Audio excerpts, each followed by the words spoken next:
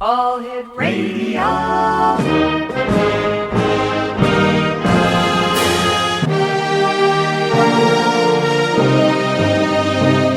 Welcome to the X Zone, a place where fact is fiction and fiction is reality.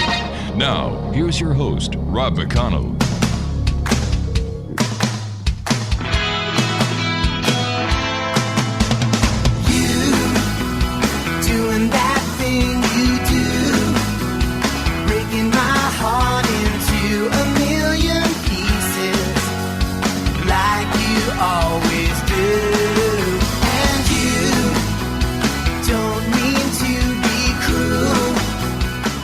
And good evening, everyone. This is the X Zone. I am Rob McConnell, and we're coming to you from our broadcast center and studios in St. Catharines, Ontario, Canada, on Classic 1220 and streaming on classic1220.ca.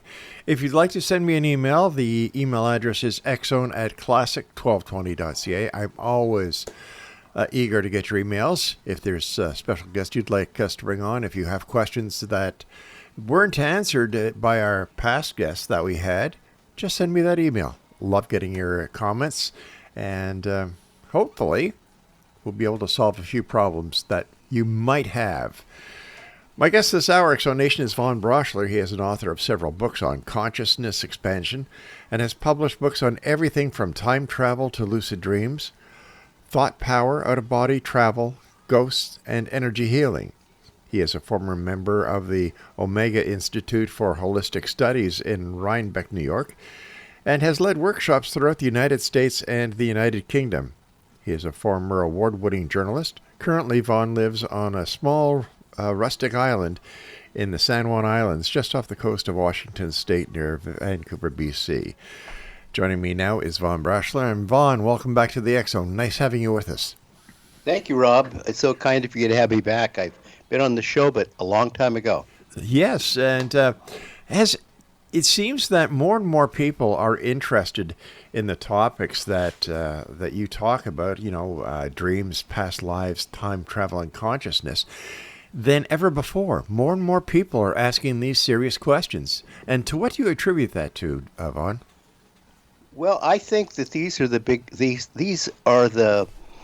gateway to the important questions. Who am I? Mm-hmm. Why am I here? What am I supposed to be doing in my life? What is it I'm supposed to remember? And how do I get on with doing what I'm supposed to do here? I think these are the big questions. And all of these are like salad dressing to addressing those questions. Now, I didn't pick any of these topics that I write about. They just seem to come to me as they come to everybody else, that these are the topics that we need to focus on.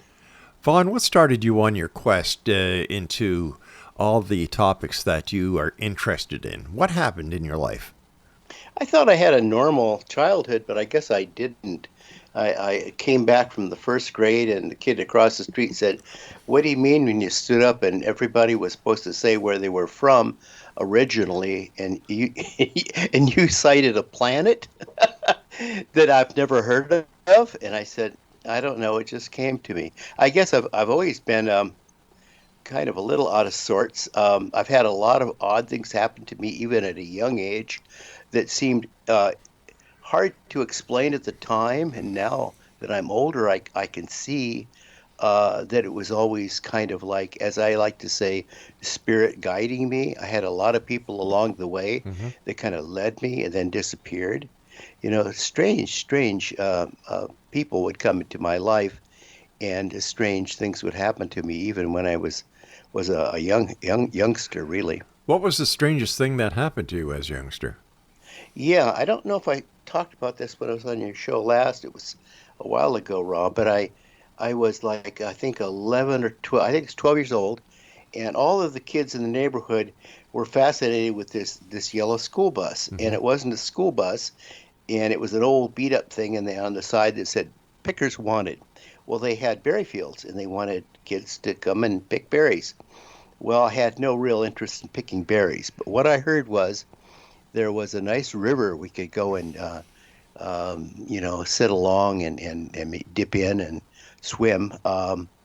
during lunch hour. Well, I thought lunch hour was as soon as I got there, and it extended throughout the day. And as far as the berries, I was all for picking the berries. I just ate them all. I think I turned in one box.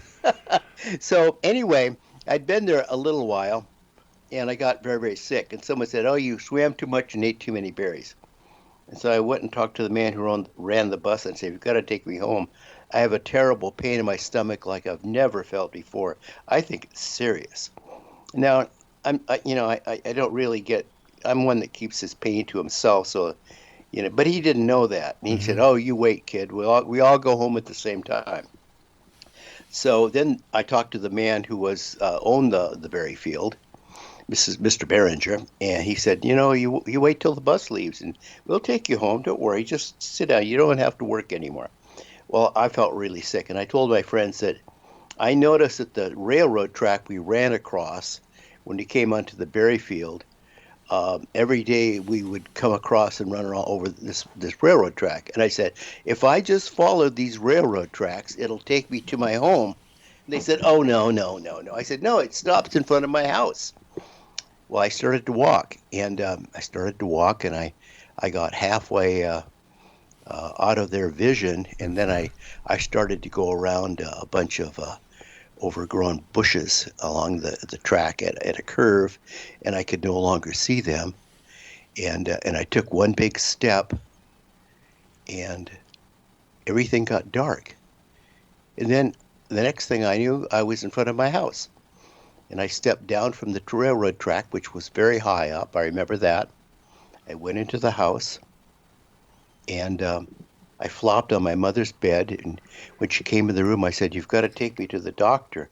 She said, "Oh, if you're sick, just lie down. I'll get you some 7-Up." I said, "No, I don't want 7-Up. I'm really sick." She said, "Well, just relax." So she waited till morning, and she called our family doctor, and he was golfing, of course. Of course. And he said, "Well, take him. The way you've described it, it sounds like appendicitis. And you take him to the hospital, and I'll be there as soon as I finish the back 9." I'll never forget that. And when he got there, my appendix had already burst. But of course, I survived, luckily. And I got to the hospital none too soon. Now, the odd thing about this story, Rob, is that the railroad tracks don't stop in front of my house. They don't. No. So the next year, I'm out in the backyard, and everybody says, "How did you get home, and how did it all happen? That you got home just in time, and how did you find your way home? Because the railroad, how did it?" And I would say, "Oh, I don't want to talk about it," because I couldn't explain it. It didn't make any sense to me, so I just blanked it out. And frankly, I think this is true of a lot of people that have odd or paranormal activities happening to them, things that they can't explain, things that are unknown to us. And in this case, the next year, I looked out, and I had to admit that there were no railroad tracks, indeed, that went in front of our house, nowhere near our house. But a year later, we moved north of that city, and the railroad track did cross in front of our house, just as I had seen.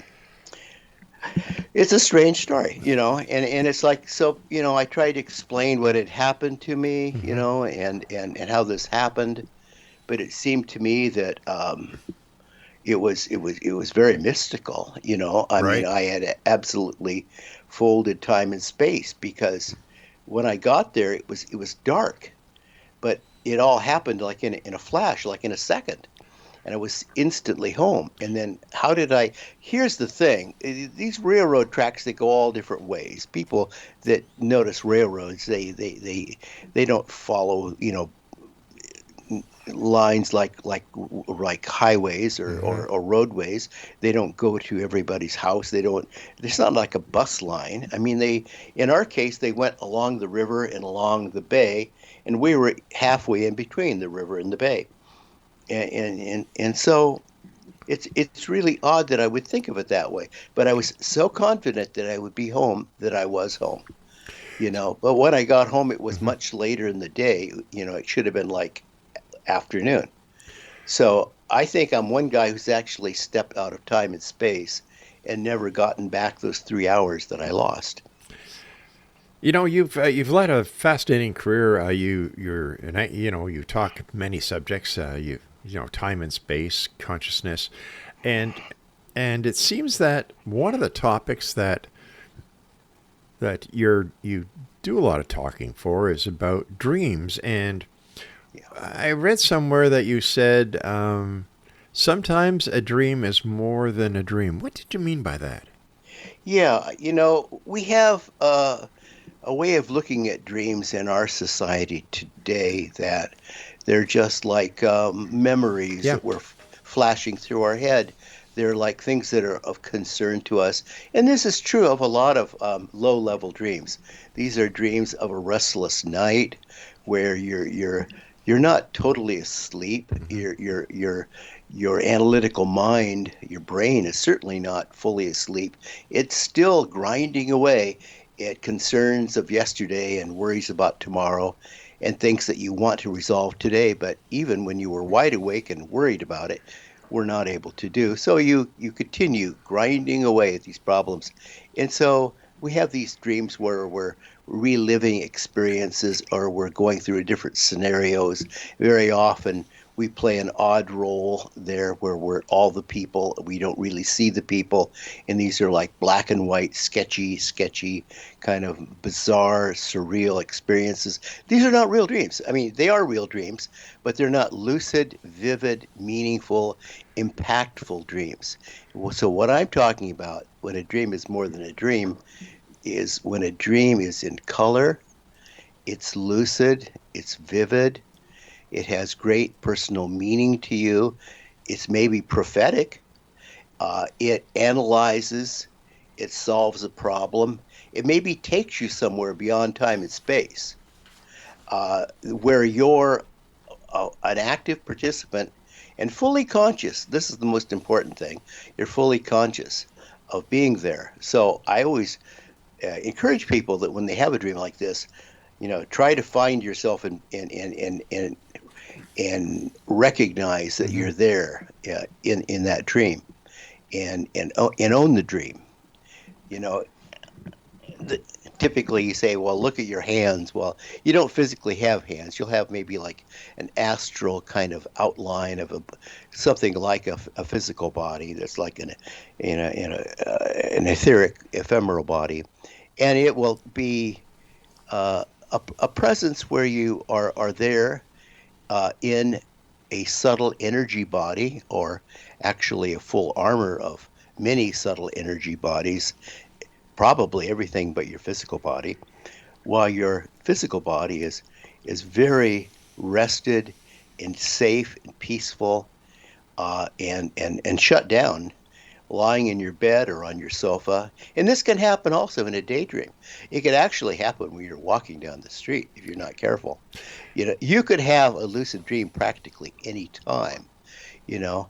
Yeah. And the interesting thing about when a dream is more than a dream is you go back thousands of All years. right, let's talk about the ancients because the Yeah, dreams yeah, played yeah. a big part in ancient civilizations and rituals. Exonation, my guest this hour is Von Braschler, and Von and I will be back on the other side of this break as the X-Zone continues right here from our broadcast center and studios in St. Catharines, Ontario, Canada, on your hometown radio, Classic 1220, streaming worldwide at www.classic1220.ca. Are you a skeptic or are you a believer? Always send me your replies. Xzone at classic1220.ca. We'll be back shortly. Don't go away.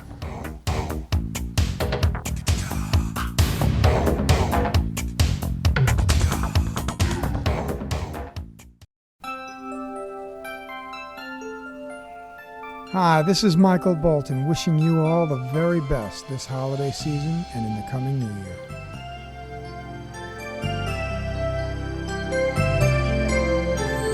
Why can't every day be just like Christmas?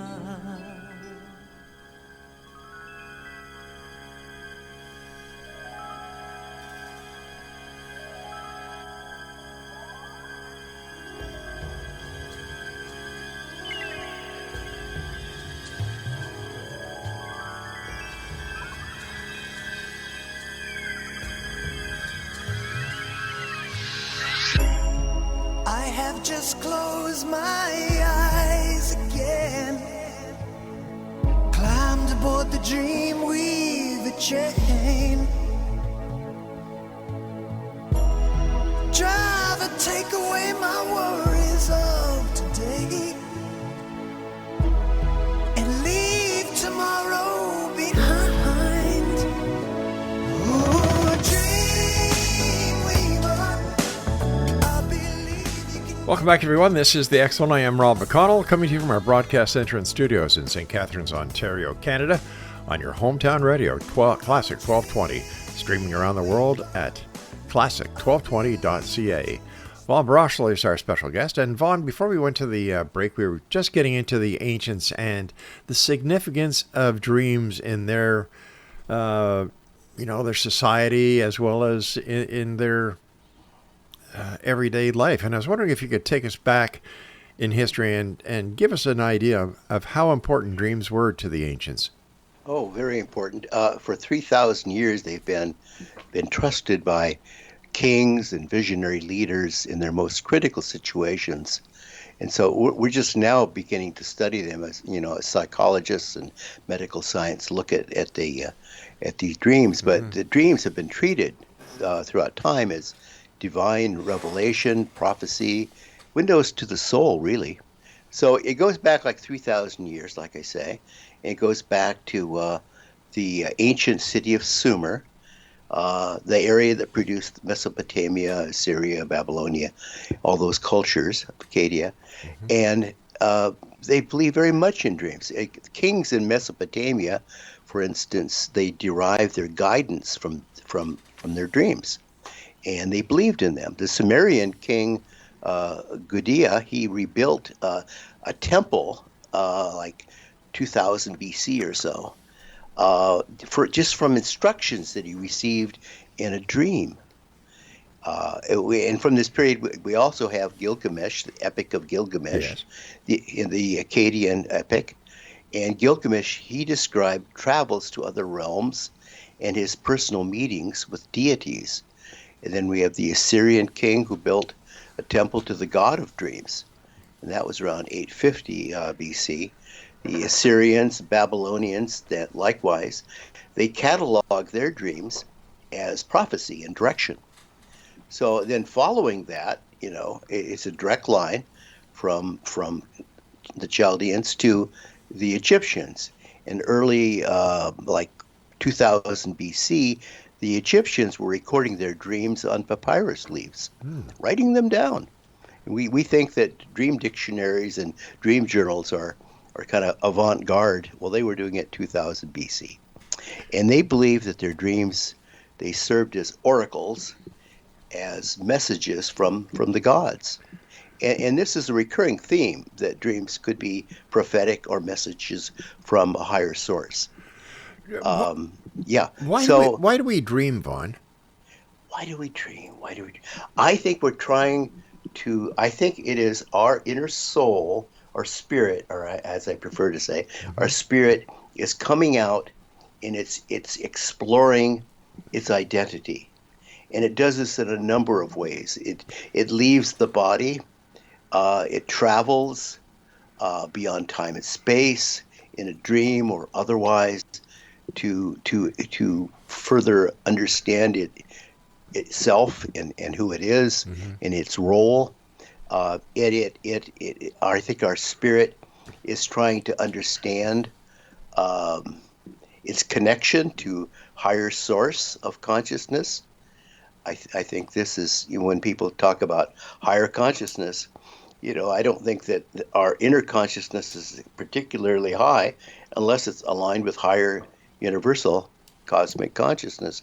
But I think that's what we do. I think our inner spirit longs to be free and longs to get outside of us. And what prevents this from happening when dreams are less than a dream is that your physical brain will act as a gatekeeper. and saying, "Oh no, nothing gets by me. I'm in total charge here. We don't allow anybody to leave. We don't allow anybody to come in. There's no traveling around. None of this is going to happen. There's going to be no spirits slipping in and slipping out. There's going to be no exotic travel and discovery. We're going to play it safe, mister. Play it real safe." And this is exactly what your physical brain is supposed to do in regard to safeguarding your physical body. It's in charge of your physical safety and your well-being, but it absolutely needs to step aside. So, like in the Hindu tradition, they talk about in meditation for consciousness to come forth and to have these great moments of spirit discovery, that the mind must be the slayer of the mind. And I think that's kind of I'm not saying it's a misinterpretation of what was said, but it's an example of how words don't really convey what's happening. There has to be an inner harmony where your physical brain and body allows itself to kind of, go to a rest mode so that your spirit can go out and explore. This idea of dream travel and discovery and lucid dreaming is important dream work, and it should be undertaken by everybody. It should be planned out as the Egyptians and the Greeks did with dream temples. I mean, they had dream temples. They had oracles. They had Morpheus, the god of dreams. They had Hippocrates leading the charge. Aristotle saying that dreams could predict and diagnose. Cicero in early Rome saying that dreams are produced by human conscious thought and result in visions of an insightful nature. And around the world, the Tibetans, in early China, that half of the soul is freed from the body during sleep to visit a dream realm. And now we'd call this perhaps a dreamscape, right? But I would say that in your dream, your spirit could take you anywhere on this earth or beyond. Well, what can we actually learn from our dreams? And will all dreams have lessons that we should learn how to pay attention to? Yeah, absolutely. The thing about a dream work is that you need to be very observant. You're not going to be a participant in the sense that you're going to have meaningful discussion. You'll have, and if you have any discussion in a lucid dream, it's likely to be telepathic, not verbal.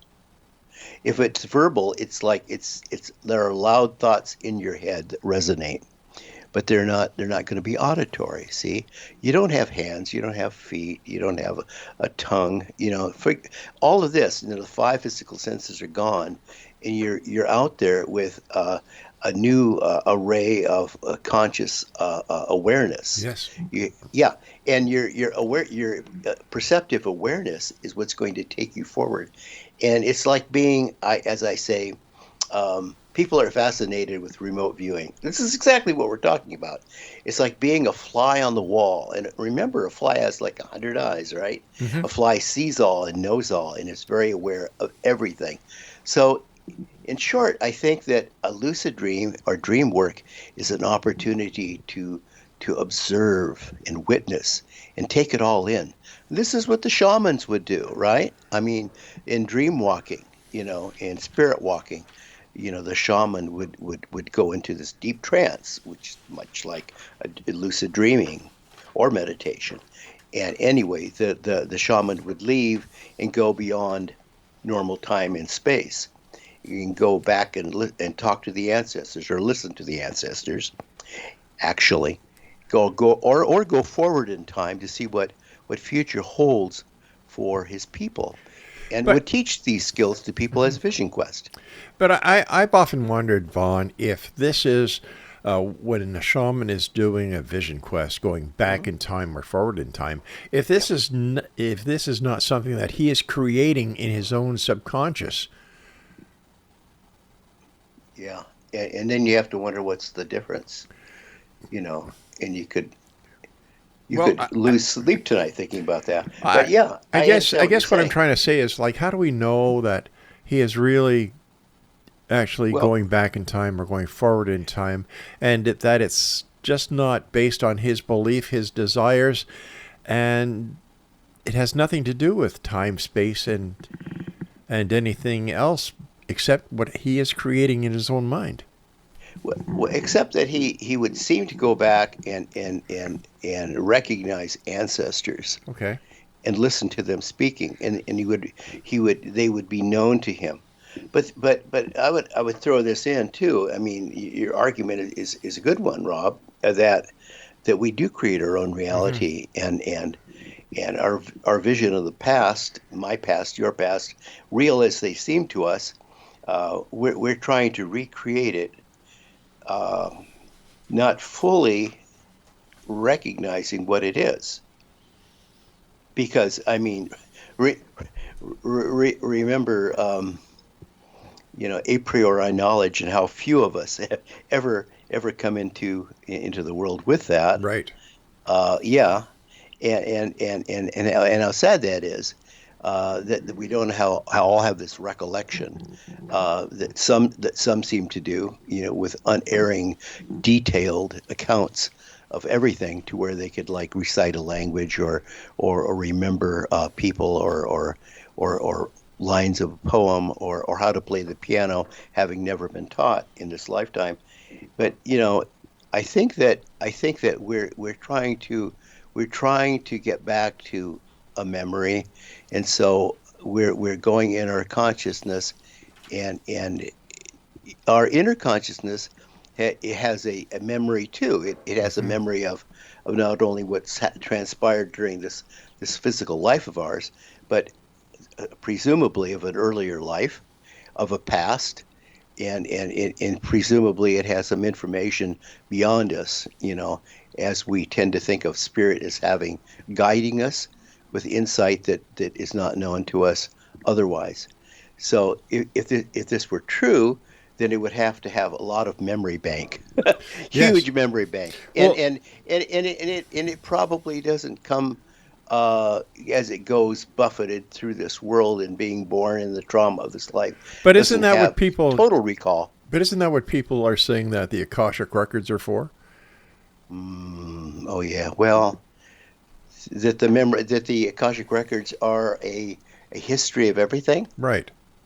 Yeah. See, so I mean, the Akashic records exist on one level, on an astral level, one of the astral levels, and they are a record of, well, histories, yeah, but moreover, they're a record of like, I would call them more like tendencies or likelihoods or probabilities. Vaughn, stand by. We've got to take our break. Exonation. Yep. Vaughn Braschler is my special guest this hour. We're talking about dreams, time travel, and much more. If you'd like to find out more information about Vaughn Braschler, he has a Facebook page, and we'll be back on the other side of this very short break as the X Zone continues with yours truly, Rob McConnell, from our broadcast centers and studios in St. Catharines, Ontario, on your hometown radio, Classic 1220, streaming around the world on classic1220.ca. Don't go away.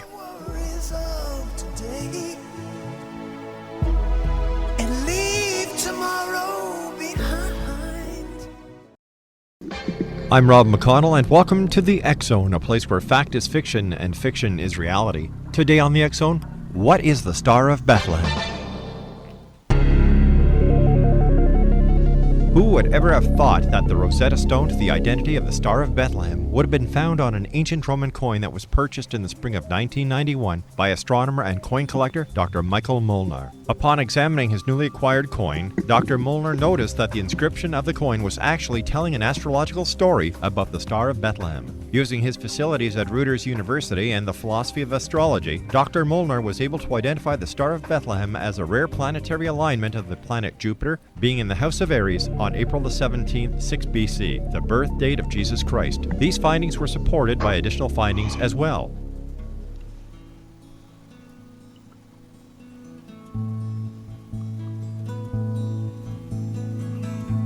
If you could read my mind, love, what a tale my thoughts could tell. Just like an old wishing well in a castle dark or a fortress strong with chains upon my feet. You know that ghost is me, and I will never be set free as long as I'm a ghost you can't see. Welcome back to the X Zone, everyone. We're coming to you from our broadcast center and studios in St. Catharines, Ontario, Canada, on your hometown radio, Classic 1220, streaming worldwide at classic1220.ca. Vaughn Braschler is our special guest this hour. And Vaughn, in your opinion, do those who have passed come to us in dreams? Yes, I think they do, but I think there's a window for most of them. It's like the first 3 days after their passing. Mm-hmm. And many people will. There's a lot of accounts of people. I've interviewed people for another book, how this will happen so close to the death of the loved one, and they'll come and they'll see something revealing, and it'll be like a goodbye, really. And I think it's important to not try to access or contact the dead, as they have to move forward in their own, existence. If you believe that there's life after this life, and as I do, and then, but if they come to you, you see, that's a whole other matter. If they come to you and they want to have a moment with you for whatever reason, maybe just to sit with you and for a moment, or Sure. maybe say something, I think it's wonderful. It's just wonderful. Have you yourself had experiences in the paranormal? For example, have you seen ghosts? Yeah. You have. Let's hear. Could you share some? So, I guess my biggest one has to do with the woman that was my roommate, and she ended up in hospice and died young. But there's a happy ending. That's all I'll get to. It starts years before, when I was working at the Theosophical headquarters of in Wheaton, Illinois, national headquarters, and I hadn't been there very long, and I'd taken over in the publishing house from a man that had kind of started the publishing division, and I started getting these calls the first summer I was there. And they, and this is before cell phones. That's important to know. And the rotary phone rings on my desk, and I pick it up. And clear as could be, I hear a man who sounds very old and very, very much like an elderly man from India, an East Indian. And he is asking me if I would like to join him on a lightning tour of India in the fall. And I said, in the fall? And he said, yes, autumn is the best time, sir. He said, I would do this in late August or early September. He said, as soon as I get my group together, I do this every year. And it is very profound. It would change your life. I would show you things that would change your life. And I said, well, sir, I'm very flattered. And why did you ask me? And he just talks over me, doesn't really respond to me. He says, you must come with me, sir.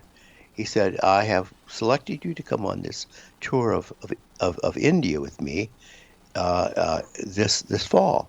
My lightning rod tour of India. And he said, well, think about it. I said, well, I'm very busy. I just started this job, and we're doing so many fun things here. And we'd started a radio series and a new magazine and all kinds of fun things. And I said, I just can't do it. I can't get back up and go. And he kept, not hearing that. He says, you must come with me. I will call you again, sir. And the line goes dead. Now, okay, so I get another call like this, I don't know, a few days later, maybe a week. And he says basically the same thing. And I'm saying, I can't go with you. I'm very sorry. I don't know why you called. You must have been trying to reach Mr. Pedersen, who had this job for many decades before me. And I don't know why you called me. And he said, no. He said, you must come with me on my lightning tour of India. And he goes on to explain how important it is. And the line goes dead. His voice is very clear. and I can understand him very well, even though he sounds very old and has a very thick accent. And I'm thinking like, oh, is somebody in our society, and maybe because it's an international group, somebody in India, and I ask around, is there anybody like that? No. So I go to the other building. So we're in the publication building, and the gal that does the switchboard, I said, did you switch a guy over here? Had a thick Indian accent, sounded very, very old. It happened like just minutes ago and then like a week ago. No. He must have dialed you directly, Vaughn. I'd remember anything like that. And I started asking different people, in both buildings, I thought I was being played, it was a setup, a joke. No, they all looked at me like I was crazy when I started asking these questions. So I get a third call, and it's the man again, and he says, if you can't come with me on my lightning rod tour of India, I will give you one other thing that will change your life forever, sir. I will teach you how to move in the light. I said, move in the light. He said, if you learned to meditate in the early morning light when the sun first rises, beside running water, he said, you can be in the light, and you can move in the light. You can become one with the light. And I said, well, you're talking about meditation, right? And it's like, I'm thinking like I have a big blanket and we have a pond in the back with a aerated pond. And I'm thinking how I could do this. He doesn't seem to recognize anything I'm saying. And he just talks over me. He says, you must learn to meditate in the early light, in the early morning light beside running water. And this will change your life forever, sir. He said, believe me. And he never calls again. And I'm thinking, oh my gosh. So I get out this blanket, this yellow blanket somebody gave me, and I laid it out next to the pond in the back of our grounds there, and beside the water. And it's incredible. It's incredible to do this, to meditate in early morning light. A profound experience meditating like that. And I'm thinking like, oh my gosh, who is this guy?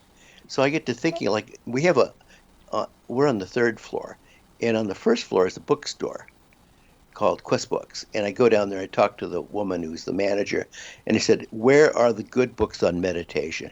She said, what do you mean, Vaughn, the good books on meditation? I said, I mean the ones written by the men in India, the masters, the really good stuff.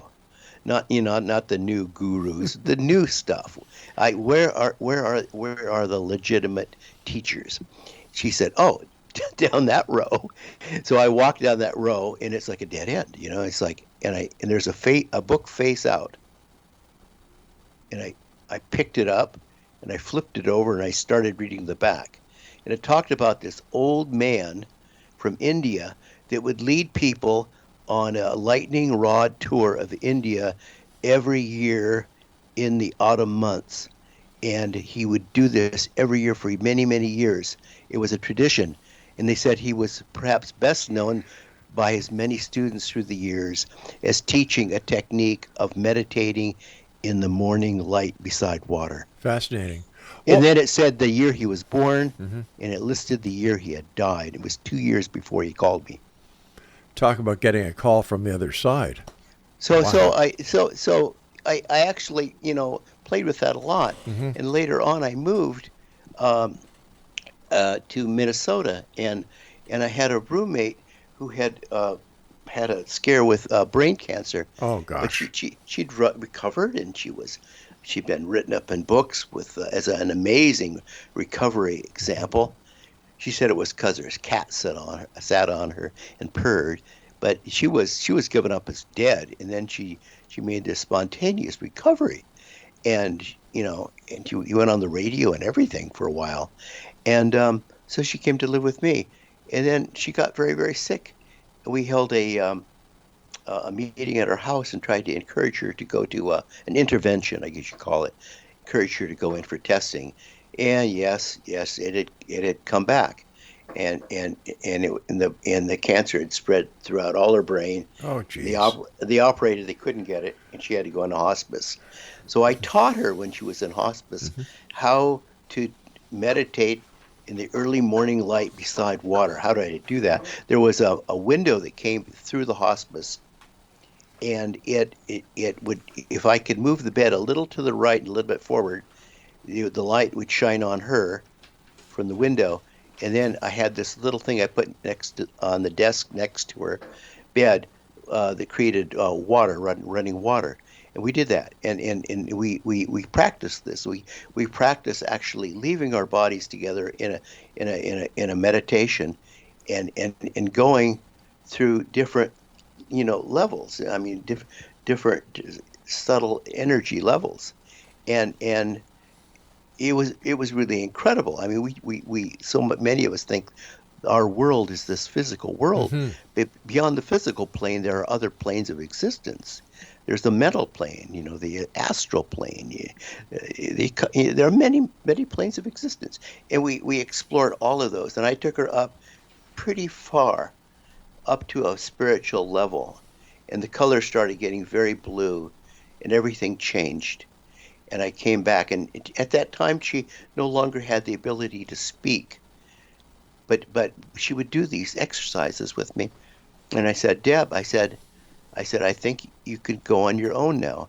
I can't take you where you need to go next, but I think you can do it yourself.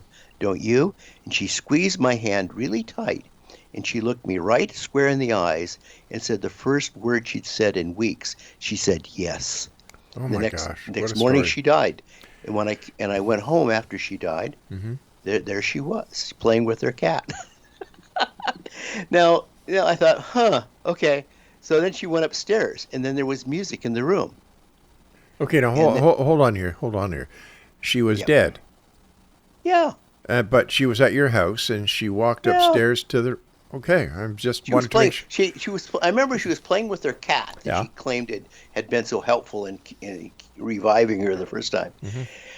And old wizard, she was playing with him with a pink ribbon, and I'd never seen this pink ribbon before. But after she finished playing, she dropped the ribbon, and it curled as ribbons will do, and fell in this wicker basket. And I went, and after she went up the stairs, I went to the basket and I found the pink ribbon. I said, I've never seen this pink ribbon before. Stand by, Vaughn. We're going to have to take a bit of a cliffhanger here. X Zone Nation. Vaughn Braschler's our guest. His Facebook page is, I just had it here a second ago, facebook.com/The Braschler. And we'll come back talking about more of this fascinating information, the consciousness, the light, as we continue here in the X Zone from our broadcast center and studios in St. Catharines, Ontario, on your hometown radio, Classic 1220. My thoughts could tell, just like an old-time movie. I'm dreaming tonight. This is Nick Pope here from nickpope.net.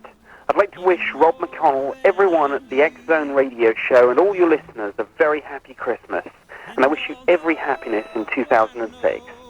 It's a long road back, I promise you.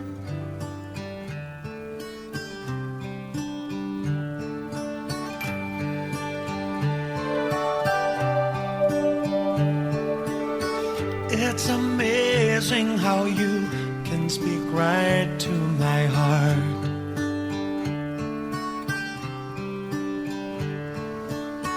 Without saying a word, you can light up the dark.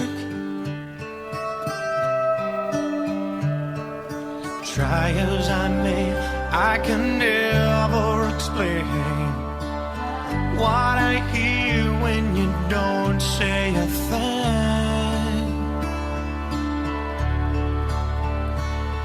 The smile on your face lets me know that Vaughn Braschler is our special guest of this hour, X Zone Nation. His Facebook page is facebook.com/The Braschler. And we're coming to you right here on this frequency 1220 from our broadcast station and studios in St. Catharines, Ontario, on your hometown classic 1220 and streamed around the world on classic1220.ca. All right, that story that you told us before we went to the break, Vaughn, it was hard to believe. Yeah, it is a little hard to believe. No, I'm not. No, I'd like to preface this by saying it's not that I don't believe you. Well, yeah, there are a lot of people. There were a lot of moving parts in this, and Yeah. she had a group of people. We tried very, very hard to do hospice at home, these were the people who actually were part of the intervention that got her into the hospital for the testing. Now, how it came back that at the age of 33 she was going to die after going through an 8-year recovery and having had cancer for 7 years. It's like I can't figure this out. But the way she died was, I honestly felt that having learned to do this kind of meditation with her, which was kind of directed by the man who gave me these mysterious phone calls years earlier, had a part in her ability to walk freely out of that place. And I kept telling the woman who was in charge of the hospice, it was run by a Catholic order, and Sister Luke was the head nurse and the head nun. And I told Sister Luke, I said, Deb's going to walk out of here. She said, Vaughn, nobody walks out of here. Nobody. I said, Deb will. And I honestly think she did. I think that she's a free person. And my takeaway from this is that everybody needs to learn conscious living and conscious dying, because if your consciousness is really at a high level in touch with universal consciousness, if you're really highly conscious when you die, then you'll die a conscious death, and it won't be a sudden scary thing, like we read in the Tibetan Book of the Dead, the horrors that people go through because they're not ready to die. Well, that's how we get ghosts. I mean, I was a ghost hunter for a while, and it's a terrible thing to encounter people who are so scared or so confused or so holding on to life when they die that they can't move forward. But to be ready to actually get up and walk out, because I told Deb again and again, the fact that you don't have the ability to stand on your feet and walk out of here does not mean that you can't walk out of here. And I honestly think that she could, because when she dropped that pink ribbon in the basket and went upstairs, and I heard the music coming out of the room, and I got to thinking, like, should I go in there and see her? So I went in there, and the room was empty, because what I'd forgotten was that all of her things had been removed by her parents, because they knew she was going to die. There was no stereo. There was no bed. There was nothing there. Yet I heard the music, and the music stopped when I turned the doorknob and walked inside. Now, I went out in the hallway, and there was a little closet where she, I don't know, she kept towels there. And I got to thinking, like, gosh, did they get it all, And I went in the hallway. They did get all the towels and everything, but there was a box of pink ribbons that she had been working on before she went into hospice, had been working on to make as Christmas presents for people. Oh gosh. I'd never seen that before. That was a secret thing, a secret basket. Nobody knew that. And so I think it was an eye-opener for me, and now I think about life, and I think about death, and I think that death isn't what people think it is, and I think that the life isn't what people think it is. It's like we're not fully awake people, we're sleepwalking through life, and when we die, we're confused. Well, I think it, if we do proper dream work, if we learn to meditate, if we attune our consciousness and become more aware of everything around us, including why we're here and what we should be doing in our life, then I think things are gonna work out better for us. For one thing, we're going to die with a purpose, and that purpose will be to continue our evolution as souls. Because I think that it's just a continual merry-go-round of people coming here, riding around the merry-go-round, and having a wonderful time riding the wooden horse that's on that carousel, and the music stops, and we call that the end. But there is no end. The music starts again, and you go to another horse, and you continue going around the carousel. So is this all part of reincarnation? Reincarnation, absolutely. It's a never-ending cycle. It'll never, ever end. Never. So if it never ends, Vaughn, where did it start? Hello? Yeah, I think it started with consciousness, actually. I think there are two things that bring life into motion, and that is consciousness and light. And I think, in the Hindu philosophy, they call that Shakti and Shiva. And when consciousness and light come together, when light reaches consciousness, that is reality.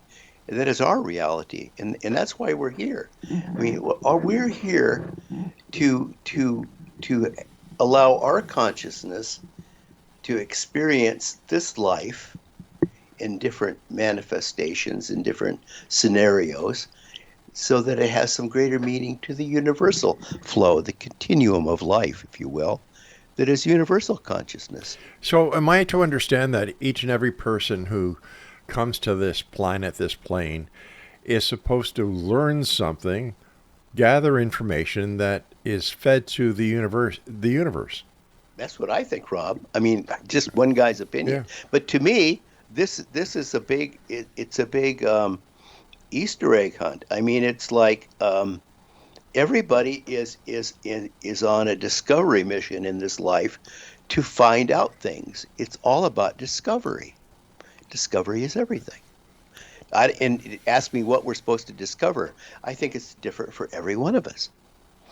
But if all this information is going back to the universe, why do we need to keep on reliving it or experiencing new scenarios when all this information that has been already submitted back to the universe by millions upon millions upon millions of souls? But see, there is no end. That's like, we tend to think in terms that are linear, a beginning, a middle, and end. It's ongoing. It continues to unfold and evolve. It'll continue to evolve forever and ever. There's no beginning. There's no end. But it seems at times that we are here as puppets, as collectors for unseen masters. So back to the Akashic Records. I know that a lot of people want to think of the Akashic Records as the place where you can go. I always think of like the movie Rollerball, Yeah. And Jonathan goes and he wants to look in the Hall of Records and find out what's going on. What's going on? And, it's like we'd all like to just go and here's my library card now. Tell me what's going on. But, it's not that easy, because there are so many variables in how things unfold. I mean, it's true, as Einstein suggested, that the past, present, and future are all happening simultaneously. It is highly likely that they're all progressing, and that yesterday has not ended, and tomorrow is already here. But we're only experiencing this moment where we're standing right now, and we only experience what we see in front of us. That's our limitation, So we have to actually live out every scenario. There are so many variables, and there's so many ripples in everybody's life that'll impact other lives. Yeah. So you can't say that everything is prescripted. It's impossible to prescript anything. So there are only energy tendencies. It's like at this moment in time, it looks like it's going to happen this way. I always think of people that they are so slavishly dependent on following their numerology charts or their astrology charts. But there are so many things that will will affect these things. And you can do the tarot cards, and this shows you how things seem to be going right now. But it could all change tomorrow, and it could change by what you do and what your neighbor does. Yeah, but I found that a lot of the tarot card readings, the tea leaf readings, the astrology, the numerology, is based on the way that the reader is interpreting the information. You get Sure. two people with the same spread of tarot cards or the same numerological sequence, and you're going to get different answers. Reader bias, yeah. Yeah. Absolutely, reader bias. Well, that happens with everything. Any kind of divination, like gazing. Yeah. You and I could look at the sky and do sky gazing. We'd see different things. Sure. It's perception. Which is wrong. I don't know. Vaughn, we've got about a minute before I have to say so long to you. What is your final words of wisdom to the listening audience of the X Zone Nation tonight on Classic 1220? Hey, gang, keep up the journey. The journey is everything. We're all on a journey to Oz, and it might seem like a dream at the end when you wake up and Annie M shakes you and says, "Honey, it was only a dream," but we're all going to get to Oz. I think that every one of us is on a journey. Yeah. And I think it's really important that we prepare for the journey. That you pack just a little bit more than the fool who goes off on the journey with that knapsack and the tarot card, and really embrace the journey. Don't be afraid of the obstacles that are out there. The supernatural allies and enemies and the gatekeepers that make your hero's journey difficult. Your journey is a journey of a hero. Vaughn, thank you so much for joining us. I look forward to the next time you meet us back here in the X Zone. Until then, take care of yourself, and to you and yours, the very best of the season. Thank you, sir. Good night, Vaughn. X Zone Nation, my guest this hour has been Vaughn Braschler on Facebook.com/V Braschler. He's got a number of books. Very interesting man. I call him a philosopher. Philosopher of the unknown. I'll be back tomorrow night at, 11 o'clock Eastern, as once again we continue our quest into the searching for answers demanding of truth in the world of parapsychology and paranormal. So until then, my friends, I am Rob McConnell. Keep your eyes to the sky and your heart to the light, and keep your radios tuned to Your Town Radio Classic 1220.